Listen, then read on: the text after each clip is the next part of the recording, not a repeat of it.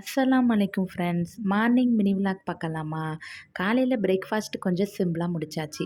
புள்ளைங்க வந்து பணியாரம் கேட்டாங்க. வீட்ல இருக்கக்கூடிய கோதுமை மாவு வச்சு சூப்பரா பிள்ளைங்களுக்கு பணியாரம் செஞ்சு குடுத்தாச்சு. அவங்களும் என்ஜாய் பண்ணி சாப்பிட்டாங்க. எடுத்த உடனே சூடா என் பையனுக்கு தான் வந்து கொடுத்தேன். அவங்க சாப்பிட்டு பார்த்துட்டு, "எம்மா நல்லா இருக்கு" அப்படின்னு சொன்னாங்க.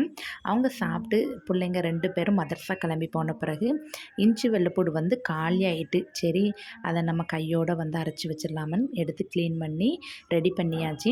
1/4 கிலோ இஞ்சி, 1/4 கிலோ வெள்ளைப்பூடு இந்த மாதிரி தான் நான் எப்போவுமே அரைச்சி ஸ்டோர் பண்ணி வைப்பேன். அரைச்சி வச்சிட்டோம்னா நமக்கு கொஞ்சம் ஈஸியாக இருக்கும் சமைக்கும்போது. அப்பப்போ அரைக்க வேண்டிய தேவையில்லை. அப்படியே வந்து அரைச்சி முடித்த பிறகு சிங்கில் கடந்த பாத்திரம் எல்லாத்தையுமே கழுவிட்டு அடுப்பை வந்து க்ளீன் பண்ண ஸ்டார்ட் பண்ணிட்டேன். க்ளீன் பண்ணி முடித்த பிறகு கிச்சன் வந்து இந்த மாதிரி இருந்துச்சு. இதுக்கப்புறம் தான் வந்து சமையல் செய்யணும் அப்படின்னு நினைக்கும் போது அக்கா பொண்ணு வந்திருந்தாங்க. அம்மா வந்து குளிக்கிறதுக்கு வெந்நி போட சொன்னாங்க. அவங்களுக்கு வேலையாக வெந்நி போட்டுட்டு அதுக்கப்புறம் வந்து சமையல் பண்ணிக்கலாம் அப்படின்னு சொல்லிட்டு பிள்ளைய குளிக்க ஊற்றிட்டு இருந்தாங்க பின்னாடி. அப்படியே நான் காலையில் துணி வாஷ் பண்ணியிருந்தேன். இன்னைக்கு கொஞ்சம் வெயில் முகத்தை காட்டின மாதிரி இருந்துச்சு. அப்படி கையோட காய போட்டுடலாமன்னு காய போட்டுக்கிட்டு இருந்தேன்.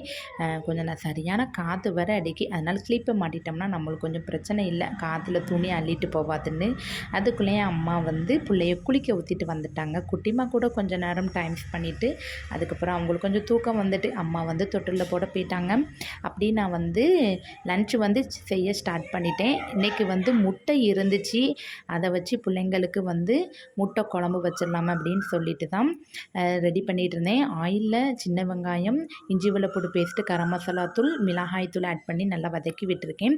கொத்தமல்லி இலை, உப்பு, அதுக்கப்புறம் வந்து உருளைக்கிழங்கு நறுக்கி வந்து வேக வச்சு எடுத்துக்கிறணும். இதுக்கு வந்து மஞ்சப்பொடி வந்து சேர்க்க தேவையில்லை முட்டை குழம்புக்கு. இப்படி தான் வந்து நான் ரெடி பண்ணுவேன். லாஸ்ட்டு உருளைக்கிழங்குலாம் வெந்த பிறகு ஒரு 2 உருளைக்கிழங்க கரைச்சி ஊற்றி நல்லா கொதித்த பிறகு உரித்து வச்ச முட்டையை வந்து போட்டாச்சு. இப்போ ட்ரெண்டிங்கில் போய்கிட்டு இருக்கக்கூடிய மாங்காய் சட்னி வந்து ரெடி பண்ணலாம் அப்படின்னு சொல்லிட்டு தான் நான் வந்து மாங்காய் இருக்கிறதோட இதை நம்ம செஞ்சு சாப்பிட்றணும் அப்படின்னு சொல்லிட்டு தான் ஒரு 3 தக்காளி பழம், 3 துண்டு மாங்காவும் எடுத்து 2 துண்டு தான் எடுத்தேன். பிள்ளைங்க வந்து கிச்சனில் பார்த்தோன்னே எனக்கும் வேணும்னு சொல்லிட்டாங்க. கூட ஒரு துண்டு ஓப்பன் பண்ணி வேக வச்சு எடுத்தாச்சு. வேக வச்சதை நல்லா மிக்சியில் பழுசுனாலும் கொடுக்கலாம், இல்லைன்னா வந்து சாப்பரில் சாப் பண்ணினாலும் எடுக்கலாம். லாஸ்ட்டாக வந்து கரம் மசாலா தூள், சீரகத்தூள், அதுக்கப்புறம் உப்பு, கொஞ்சமாக சீனி ஆட் பண்ணி மேலே வந்து வெங்காயத்தை வந்து நறுக்கி போட்டுக்கணும். கொஞ்சம் கொத்தமல்லியும் போட்டுக்கணும். ரொம்பவே டேஸ்ட்டாக இருந்துச்சு. இந்த முட்டை குழம்புக்கு வச்சு சாப்பிடும்போது அற்புதமாக இருந்துச்சு. நீங்களும் ட்ரை பண்ணி பாருங்கள். ஓகே, பாய்.